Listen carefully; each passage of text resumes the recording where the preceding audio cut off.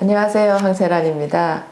자, 오늘 이 시간부터는요, 유인균 응용 레시피에 관해서 설명을 좀 드릴까 합니다. 제가 한 40여 가지를 해놨는데요. 좀 더 많은 게 저희들이 레시피가 준비되어 있습니다. 그 차츰 여러분들께 하나씩 공개하기로 하고요. 오늘 제가 하고자 하는 것은 이제 유인균을 사용하면서 어떻게 하면 좀 더 잘 활용할 수 있는가 중요한 포인트를 잡아드리기 위해서 하겠습니다. 먼저 이제 저게 연구 개발된 것이 한국의과학연구원에서 유인균을 했습니다. 그래서 저희들은 이제 황세란의 유인균 미생물 발효 분말 이렇게 해서 지금 저희들이 출시가 됐는데요. 여러분들 이제 사용하실 때 어떤 점이 이렇게 많이 활용됐으면 좋겠다 이런 것도 궁금하실 것이고요. 저도 이걸 오랜 세월 써보면서 이렇게 사용하면 더 좋겠다 하는 부분이 참 많았습니다. 그래서 책을 내기도 했고요. 제가 책을 토대로 해서 제가 다 외우지를 못합니다. 그래서 여러분께 설명을 드리고자 합니다. 먼저 유인균 응용 행복 건강 레시피입니다. 교재에 62페이지를 펴보시면은 그 내용들이 나와 있는데요.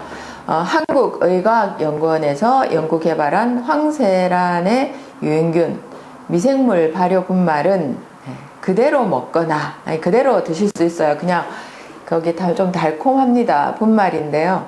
그냥 그 한 스푼 떠가지고 입에 이렇게 넣으시면은 싹 침에 녹습니다.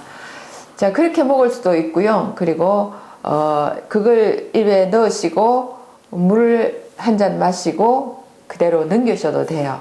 또 물에 타서 먹을 수가 있습니다. 물 한 200ml 정도 이렇게 한 컵 되겠죠. 거기다가 미지근한 물이면 됩니다. 뜨겁게 하시면 안 되고요. 너무 차도 이렇게 미생물이 별로 이렇게 활동을 잘 못해요. 그래서 미지근한 물에 타서 이렇게 마셔도 되고요.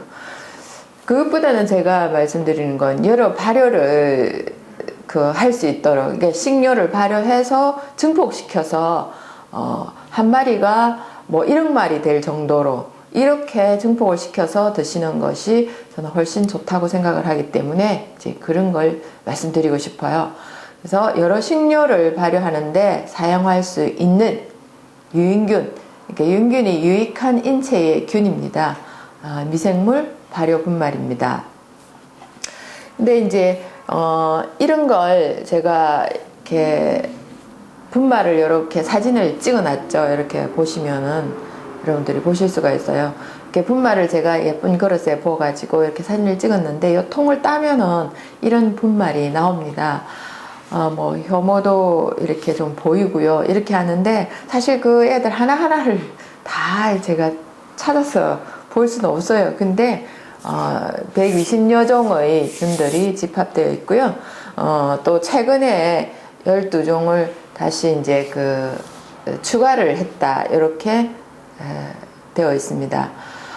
어떤 음식이든지 가능합니다. 제가 발효를 해보면서 그냥 먹을 수 있는 거, 물론 먹을 수 없는 것도 발효가 가능합니다.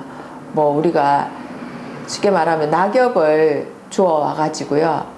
그걸 발효를 해서 우리 화단에 뿌려주고요. 이런 것도 가능합니다. 뭐 제가 못한다고 한 거는 안 해본 거를 얘기를 하겠죠. 그러니까 앞으로도 이제 얼마든지 가능한데 끝이 없다는 생각을 하고 있습니다. 저는 세계로 나가자 하는 게 저희 목표가 되겠습니다. 여러분도 함께 가시면 어떨까 생각을 합니다. 자, 먼저 여러분들 교재 가지고 계시면 62페이지를 펴보시면은 유인균 사용의 중요 포인트입니다. 여기 보면은 제가 1티스푼 내놓은 거 있고요. 그리고 바나나 썰은 것도 있고, 이제 병에 담은 거는 무즙 갈은 겁니다. 무를 갈아서 즙을 낸 거죠. 이렇게 돼 있는데, 유인균 사용은 kg당, 그러니까 1kg당 1티스푼을 씁니다. 기질이죠. 이렇게 식료의 덩어리라든지 이런 거는 이제 1티스푼을 쓰고요. 근데 이제 제가 사용해 보니까 좀 넉넉하게 서는 게 훨씬 발효가 잘 되고, 이걸 만약에 아끼면은 여러분들 뭐 제가 1kg당 1티스푼 쓰세요 그랬는데 조금 깎아서 1티스푼은 한 2g 정도 됩니다. 깎아서 뭐 1g 정도, 그러니까 2분의 1티스푼을 썼다든지 이러면은요 발효가 잘 안 돼요. 그게 왜 그러냐 하면 걔네들이 충분히 장악할 수 있도록, 여러분 전쟁을 하는데 예를 들어서 제가 이제 비교가 좀 그렇지만은 좀 쉬울 것 같아서 그럽니다. 군사가 어느 쪽이 많으냐에 따라서 달려있죠. 그죠?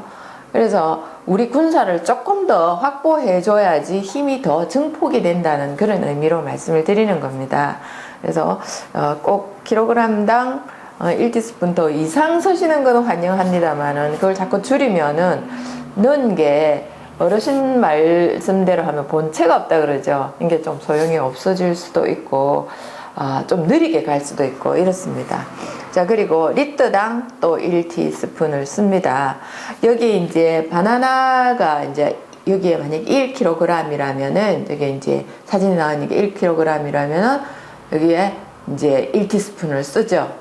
그리고 옆에 있는 무즙은 2리터를 짰습니다. 2리터를 짰기 때문에 그러니까 물을 갈아서 이제 2리터를 만들었어요. 2리터가 나오는데 요 병이 2.4리터짜리인데요. 이제 2리터를 부었어요. 그러면은 2티스푼을 사용하게 됩니다. 그래서 물에도 만약에 이제 여러분들이 활성액을 만들고자 한다. 그러면 뭐 예를 들어서 쌀뜨물에다가 하고 싶다. 그러면은 쌀뜨물 2리터에다가 2티스푼을 쓰면 됩니다. 요렇게 하시면은 훨씬 좋고요. 여러분 요즘 김장하고 이렇게 하는데 요즘 아니라도 뭐 김치는 늘 담아 드시죠. 그럼 절인 거를 기준으로 해서 1kg이다. 그러면 1티스푼을 쓰죠. 그럼 양념이 들어가니까 배추 한 포기에 대략 한 3kg 됩니다. 3kg에 양념이 1kg이다. 그러면 4kg 되겠죠. 그러면은 총 4티스푼을 쓰시면 돼요. 4티스푼에서 5티스푼을 쓰면은 충분히 걔네들이 장악을 하겠죠. 그래서 양념에 넣어가지고 양념을 묻히면은 양념에 골고루 퍼지겠죠. 그러면 배추에다가 이렇게 사이사이 넣어가지고 양념을 이제 치댄다 그러죠. 이렇게 바르게 되면은 걔네들 거기에 골고루 분포가 되면서 김치에 유인균이 장악하게 됩니다. 이런 식으로 할 수 있음을 여러분들께 알려드리고요. 자, 그 다음에는 2번 보면은 유인균을 사용할 때는 천일염과 가공하지 않은 원당 이렇게 해놨습니다. 여기 제가 저희 집에서 사용하는 건데요.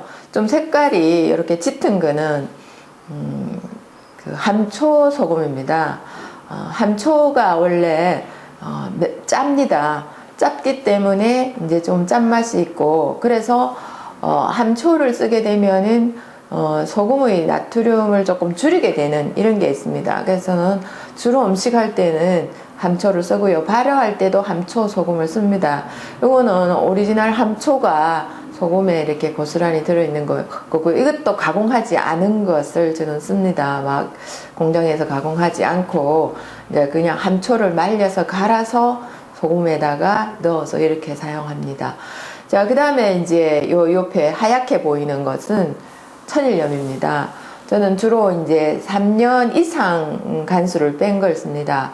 5년, 저희는 3년 이상 된 걸 사가지고 좀 삽니다. 많이 사가지고 일부는 이제 그 전에 사놓은 걸 먹고요. 그럼 대략 5년쯤 됩니다.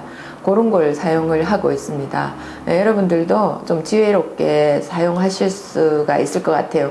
조금 만약에 우리가 올해 우리 가족이 쓰는 게 20kg이다. 이렇게 하면은 한 30kg, 20kg 하면 한 포대가 되겠죠. 한 포대인데 그걸 한 3포대를 사셔가지고요. 이제 매해 이제 한 포대씩 사신다고 생각하시고 묵은 거를 쓰시면은 훨씬 더 간수가 많이 빠지고 저염 소금을 드실 수가 있겠죠. 그죠? 자, 요런 걸 저는 사용을 하고 있어요. 자, 여러분들 한번 보시고요. 자, 그 다음에는 제가 주로 사용하던 당 종류입니다. 원당 이렇게 하면 여러분들 잘 모르실 것 같아요. 근데 설탕이 있는데 설탕은 가공한 것입니다. 이걸 원래 이 원당요, 여러분들 보시면은 저 위쪽에 가루 같은 게 보이는 거 있죠? 저게 이제 원당이에요. 이걸 갖다가 약간 미색으로 나오는데요. 이걸 갖다가 이제 끓여서 녹여서 원심 분리해서 뭐 만들어낸 게 이제 설탕들이 또 나와요. 그거는 미네랄이 없어요. 그래서 저는 주로 원당을 쓰고요. 이제 그 액을 주로 많이 먹기 때문에 원당 넣고 뭐 걸르고 이렇게 되면은 아주 이제 품질이 좋은 거. 그래서 원당을 쓰게 되면은 미생물들이 영양소가 있기 때문에 유익균들이 좀 더 활성도가 높아져요. 그리고 이제 그 원당 옆에 있는 것은 꿀입니다. 꿀도 뭐 자파도 있고 뭐 아카시아도 있고 뭐 밤꿀도 있고 뭐 여러 가지 꿀이 있는데요. 좀 맑은 거를 요구할 때는 저는 아카시아를 쓰고요. 좀 진해도 되는 거는 밤꿀이나 자파 이런 걸 쓰기도 합니다. 요거는 이제 아카시아 꿀을 저는 이렇게 이제 사진을 찍어 놨고요. 밑에는 조청입니다. 조청은 이미 이제 그 엿기름을 통해서 발효가 된 상태죠. 된 상태이기 때문에 다른 기질, 식료를 발효할 때 좀 더 빨리 할 수 있는 이런 이제 그 기능적인 것을 제공을 해주기 때문에 저는 이 세 가지를 주로 사용을 합니다. 그래서 어떤 것은 조청을 쓰기도 하고요. 어떤 것은 원당을 쓰기도 하고 꿀도 사용하기도 하는데 꿀 같은 경우에는 좀 프로폴리스의 종류, 항균 작용을 하는 게 있기 때문에 너무 많이 쓰면은 균들하고 또 이제 이렇게 균들이 퍼져나가는 데 약간 지장이 있기 때문에 뭐 비율을 많이 한다든지 이런 데는 그닥 쓰지는 않고요. 제가 잘하는 게 있는데 이제 파인애플을 발효를 해서 쓸 때는요. 원당 뭐 꿀 이거 안 쓰고요. 조청을 많이 씁니다. 그렇게 해서 식초를 만들게 되면 아주 맛있는 식초가 나옵니다. 여러분들 뭐 소화가 잘 안 돼서 힘드시거나 뭐 그런 분 계시지 않는가요? 그럴 때는 파인애플을 조청으로 발효를 해서 드시면은 너무너무 좋답니다. 저희는 뭐 가족들이 요새 뭐 거의 발효 음식에 푹 빠져 있습니다. 뭐 저희는 이미 마니아가 된 지가 오래됐습니다. 여러분들 그렇게 한번 해보시면 어떨까 생각합니다. 그래서 원당을 사용하기도 하고 조청 쓰기도 하고 꿀을 쓰기도 하고 이렇게 합니다. 그래서 천일염 그리고 원당 거의 가공되지 않은 것이죠. 물론 이제 조청은 가공이 된 거지만은요. 일반적으로 설탕을 이용해서 나온 당분이 아니기 때문에 훨씬 더 인체에는 좋다고 생각을 합니다. 자, 그 다음에